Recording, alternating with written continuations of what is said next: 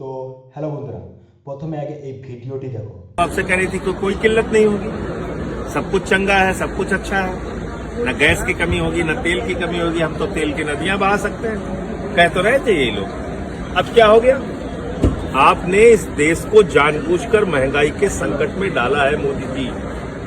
हकीकत ये है, आपने महंगाई के संकट में डाला देश को।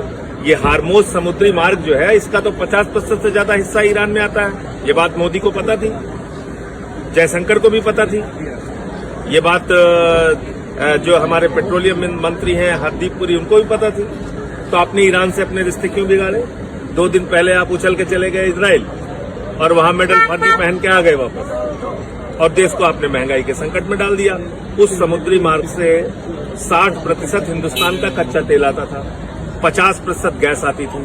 अब रूस और चीन का जहाज आ रहा है, हमारा जहाज नहीं आ रहा है।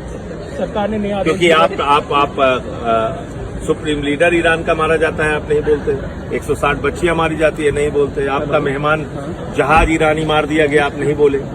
आपने तो देश को जानबूझ के संकट में डाला है। सरकार ने नया एक्ट भी जारी किया है और তোমরা ভারতীয় নাগরিক, তোমরাই বিচার করো এটা কোনটা সঠিক এবং কোনটা ব্যাঠিক।